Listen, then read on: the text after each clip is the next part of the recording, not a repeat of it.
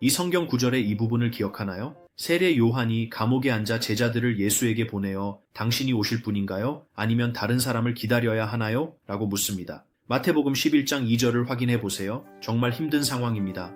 요한은 평생을 사람들에게 다가올 메시아인 예수에 대해 준비시키고 전파했는데 이제 그는 의심을 하고 있습니다. 정말 힘들겠네요. 그런데 요한이 예수를 의심하고 있었던 걸까요? 아니면 다른 무언가가 있었던 걸까요? 이 장면에서 다른 형태의 소통이 있었던 걸까요?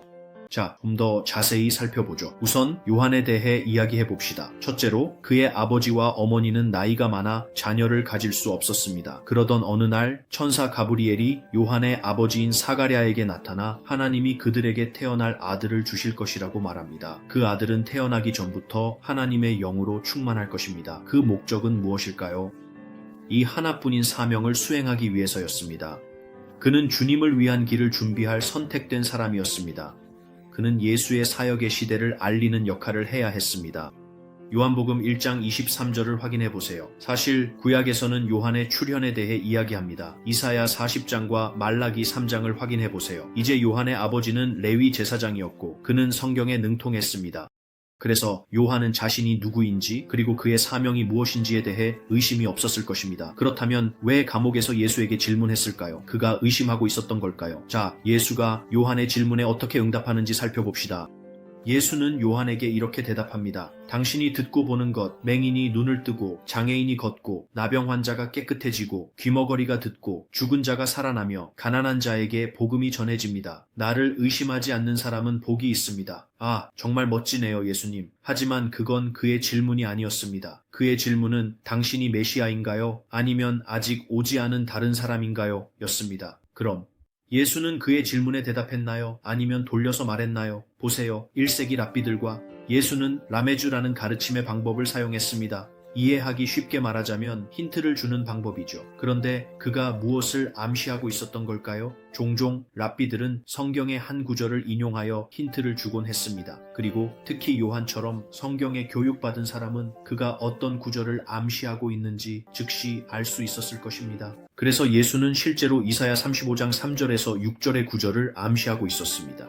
여기 구절이 있습니다. 그리고 여기서 메시아가 할 일에 대해 말하고 있습니다. 그는 약한 손을 강하게 하고 무너지는 무릎을 굳건하게 할 것입니다. 그때 맹인의 눈이 열리고 귀머거리가 귀가 열릴 것입니다. 그때 다리가 불편한 자는 사슴처럼 뛰고 말 못하는 자의 혀는 기쁨으로 외칠 것입니다. 아, 알겠습니다. 그래서 예수는 사실상 이렇게 말하고 있었습니다. 요한, 내 대해 말하는 이사야의 그 구절을 알고 있지. 는 이 모든 일을 해냈어. 나는 메시아야. 자, 이제 그걸 알게 되었습니다. 예수는 그의 질문에 대답했습니다. 하지만 그게 전부가 아닙니다. 보세요. 예수는 이사야를 인용하지만 좀 더 자세히 살펴보세요. 그의 요한에 대한 응답 중간에 그가 건너뛴 부분이 있습니다. 부분은 뭐라고 말하고 있나요? 그 부분은 이렇게 말합니다. 두려운 마음을 가진 자들에게 말하라. 강해져라. 두려워하지 말라. 당신은 하나님의 종입니다. 하나님이 오실 것입니다. 그는 복수와 신의 응징으로 오실 것입니다. 그는 당신을 구원하러 오실 것입니다. 뭐라고요? 왜 예수가 이 구절을 건너뛰었을까요? 일부러 그랬다면 말이죠. 보세요. 지금 일어나고 있는 일이 이렇습니다. 요한은 예수에게 물어보려고 했습니다. 예수님, 당신이 나를 감옥에서 구해줄 건가요? 결국 메시아가 하러 오는 일이지만 잠깐 내가 감옥에서 나를 빼줄 건지 직접 물어볼 수는 없어요. 헤롯은 어디에나 스파이가 있으니까요. 그래서 요한은 예수와 소통하는 방법을 알고 간접적으로 질문합니다. 그리고 예수는 기본적으로 이렇게 말합니다. 요한, 당신은 감옥에서 죽을 것입니다. 복수의 시간이 언젠가는 올 것이지만 지금은 내 임무의 일부만을 수행하고 있습니다. 이것이 예수가 그 구절을 건너뛴 이유입니다. 이제 요한은 예수가 자신이 메시아임을 확신시켜 주었다는 사실에 기뻐했지만 예수가 그를 구원하고 복수에 대한 구절을 일부러 건너뛰며 감옥에서 죽을 것이라고 말하고 있었기 때문에 슬프기도 했을 것입니다. 그리고 우리가 어떻게 확실히 이것이 예수가 의미한 것인지 알 수 있을까요? 1세기 당시 유대교에서 잘 알려진 비유가 있었는데 그것은 갈대와 참나무의 비유입니다. 이 비유는 무엇을 가르쳤을까요?